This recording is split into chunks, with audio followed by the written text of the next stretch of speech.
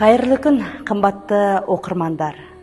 Жалпы өткенін зерделеп, болашағына көз жүгіртетін ізденімпаз жастардың назарына құнды кітап ұсынбақпын. Сіз білесіз бе, Алтын Орда дәуірі туралы шындықты? Бұл жай ғана жаулаушылардың мекені емес, әлемдік геосаясатты өзгерткен ұлы түркі мемлекеті болған біздің Қазақ хандығының алтын бесігі.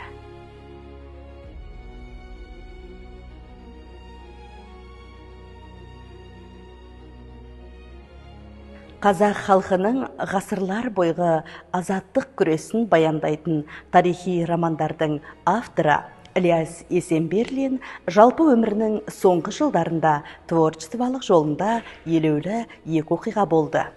Оның бірі құнды ұлы туындыларының бірі Көшпенділер трилогиясының Лениндік сыйлыққа ұсынылғаны. Бірақ бұл жаңалық сәтімен аяқталмады. Себебі бірнеше ғылыми мекемелер, жеке лауазымды адамдар, жазушылар, ғалымдар саяси айып тағып, бұл орыстарға қарсы, бүгінгі достығымызға шек келтіреді. Кітап зиянды, басып шығарудың өзі кешірілмес күнә деп үзілді-кесілді қарсы болады. Ілияс Есенберлиннің қиын қыстау кезінде үлкен соққы алғаны осы болады. Бұл соққы оны қалжыратып, шаршатып, жасытып жіберді. Бірақ творчестволық талантын, қаламын мұқата алмады. Ал енді екінші бір елеулі оқиғасы Ілияс атамыздың екінші бір үлкен туындысы оның Алтын Орда трилогиясы еді. Бұл кітаптың шығу жолында да үлкен қиындықтар болды. Шығармаға кінәлар артылды. Дегенмен де Ілияс Есенберлин осы кітаптың шығу жолында ауыр науқастанса да дәрігерлердің бөлмесіне жасырынып барып, комитетке, баспаға телефон соғып, өз дәлелін айтып, кітаптың шығу жолына үлкен күш жұмсаған. Ал енді бұл Алтын Орда тарихи трилогиясында нендей шындықтар айтылды деп ойлайсыз?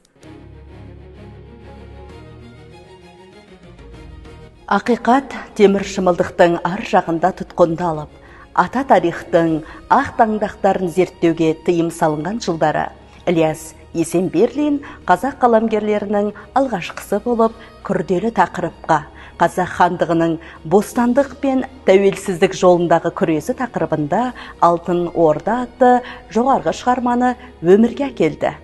Алтын Орда трилогиясын жазушы қазақ халқының ұлттық тарихының бастау көзі беріде емес, әріде жатқандығына жөн сілтеді. Және Алтын Орданы жабайы басқыншылар мемлекет емес, әлемдік өркениетке үлес қосқан, заңдары мен мәдениеті жоғары дамыған ұлы түркі мемлекеті ретінде суреттеген. Сонымен қатар автор соғысты ғана емес, сол замандағы махаббат пен сатқындықты, адам жанының арпалысын шынайы бейнелейді. Сіз кітапты оқи отырып, 100 жыл бұрынғы оқиғаның ортасында жүргендей күй кешесіз. Адамзаттың нағыз шын тарихын тарихшы емес, суреткер жазады дейді Максим Горький. Ілияс Есенберлин осы принципті ту етіп ұстап, терең саралап, бітпеген тарихтың қыртыс қатпарларына қазақ қаламгерлерінің ішінде тұңғыш рет қаламгер көзімен саяхат жазап, адамдар назарын көне тарихтың ашыла қоймаған тың беттеріне аударған жазушы. Алтын Орда бұл біздің өткеніміз ғана емес, бұл бүгінгі тәуелсіздігіміздің тарихи тамыры. Өз тамырыңды танығың келсе, осы кітапты парақта дегіміз келеді. Құрметті оқырман, кітапхана сіздерді асыға күтеді. Келіңіздер, бірге оқиық.